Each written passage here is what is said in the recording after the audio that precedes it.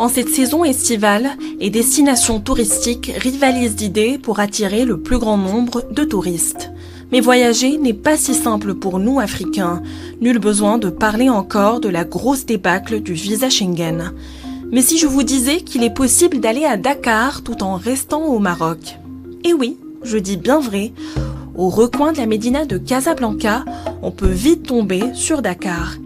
Et c'est là où je vous embarque. Venez donc avec moi pour un voyage haut en couleurs, en épices et en émotions.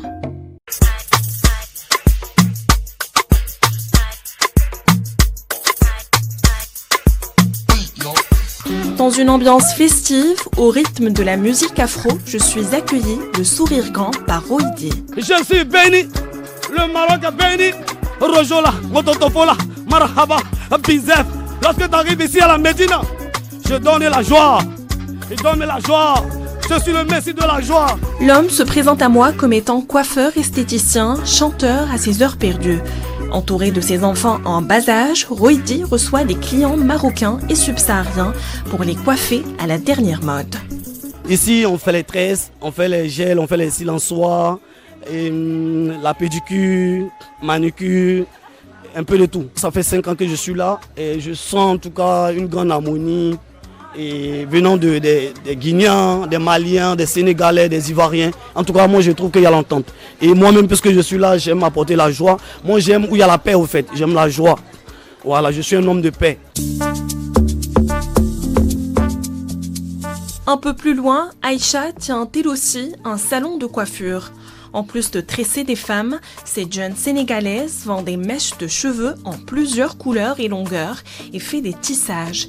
Elle propose aussi des produits cosmétiques qu'elle ramène du Sénégal.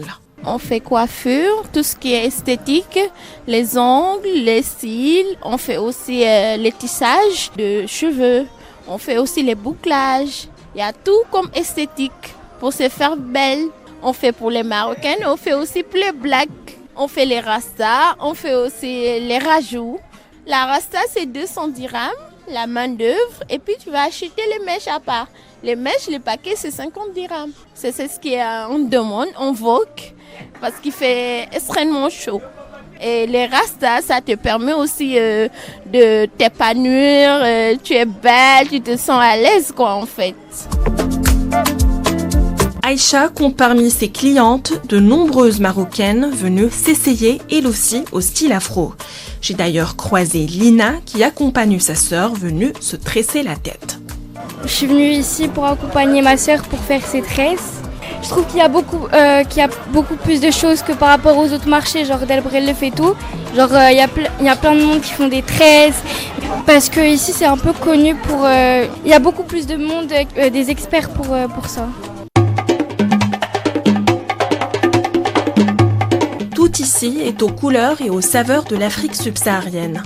Alors que je sillonne ce marché, il est déjà 13h et c'est l'heure du déjeuner. L'odeur des produits importés du Sénégal et de Côte d'Ivoire principalement embaume fortement l'atmosphère. Bananes, plantains, poissons et poulets fumés, épices et huile de palme rouge. Les restaurants sont naturellement pris d'assaut. 30 dirhams suffisent pour déguster de l'atiéké, la version ivoirienne du couscous ou encore du tiep, un plat typique du Sénégal très apprécié ici. Tellement que Sato, une jeune Sénégalaise, a décidé de se spécialiser dans la préparation de ce ragoût à base de riz, de légumes et de poissons. Les Sénégalais mangent toujours le tchèp. Les Sénégalais et les Ivoiriens. Il y a des Marocains qui viennent ici demander le tchèp. Il y a des Français. Parce que maintenant, tout le monde connaît tchèp. Le plat, c'est 30 dirhams. Il y en a emporté, il y en a sur place. Et ça fait combien de temps que vous avez ce restaurant? Ça fait longtemps ici au Maroc, mais le restaurant, ce n'est pas duré. Ça fait seulement 2 mois. Sato compte parmi ses clients des subsahariens, mais aussi des Marocains aux papilles résolument subsahariennes. Oussama est un habitué du coin. وجيت لهنايا حيت انا ديجا عندي عام في السنغال وكيعجبني البلاوات ديالهم نجي ناكلوهم. فيه الروز وفهمتي الروز بالحوت ولكن شي حاجه زوينه. شحال هذيك جيت مع واحد ولد خالتي لهنايا وهو تا هو عزيز عليا ياكل الماكله ديال السنغال وجبتو لهنا كله. جبتو هنا ياكل معايا. كناكل تشيب والجن مافي سوبو كانديا عندهم بزاف د البلاوات. Je continue ma visite de ce marché subsaharien en parcourant de nombreuses artères et allées étroites. Et là, je tombe sur Babacar. Je suis tout de suite frappée par l'éloquence de ce jeune Sénégalais. Brillant élève, il a dû arrêter ses études pour subvenir aux besoins de sa famille au décès de son père. Ce qu'il vend, c'est des tissus Vax ornés de motifs en toutes couleurs trempés dans la culture subsaharienne. Ici, comme vous le savez, nous sommes dans un marché pratiquement occupé par une grande partie des subsahariens, le clientèle aussi. Parfois aussi, il y a des Marocains qui viennent ici pour s'approvisionner des produits qui viennent généralement de chez nous, la Côte d'Ivoire, Sénégal, Cameroun, etc., les pays subsahariens, quoi. Comme vous le voyez, ici, on a des tissus qui viennent de chez nous, des Vax purement africains avec des designs qui montrent l'Afrique. Ce sont ces tissus que nous vendons ici pendant l'été. Les Marocains aiment beaucoup ces genres de tissus. Ils viennent ici s'approvisionner de ces tissus. Travaillant au marché depuis seulement 4 mois, Babacar a pourtant de nombreux griefs. Ce qu'il déplore surtout, c'est l'insalubrité des lieux. Bon, franchement, pour moi, comme je viens d'arriver, le constat que j'ai fait de ce marché, c'est-à-dire l'insalubrité. À la sortie du marché, devant le portail, tu sens que c'est sale. Même les toilettes qui sont dans le marché là, il n'y a pas de robinet. Ça, tu sais que ça, c'est pas normal. Il doit y avoir des robinets qu'on ouvre et l'eau passe souvent. Mais ce sont les gens là, les Marocains qui viennent avec leur chariot, qui viennent avec l'eau pour mettre dans les barigots pour que les gens utilisent. Ça, c'est pas propre.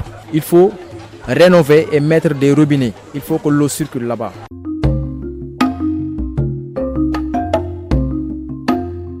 Transactions, approvisionnement, vente et achat rythment le quotidien de ces vendeurs du marché subsaharien. Un circuit alimenté par les produits importés d'Afrique subsaharienne.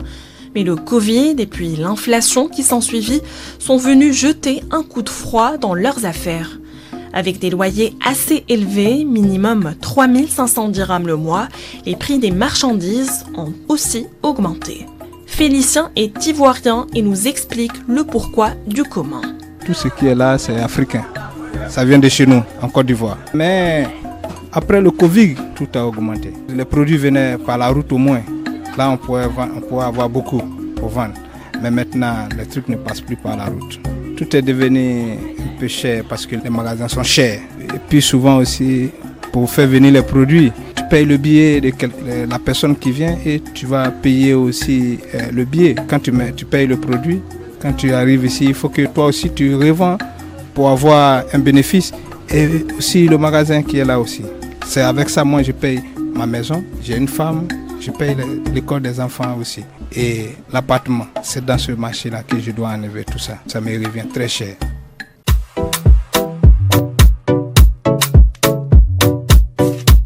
Au marché subsaharien, il y en a pour tous les goûts et toutes les saveurs. On peut se faire plaisir sans trop dépenser, l'accueil est des plus chaleureux et le coin vaut vraiment le détour. Alors, qu'attendez-vous pour aller découvrir la petite Afrique du Grand Casablanca ?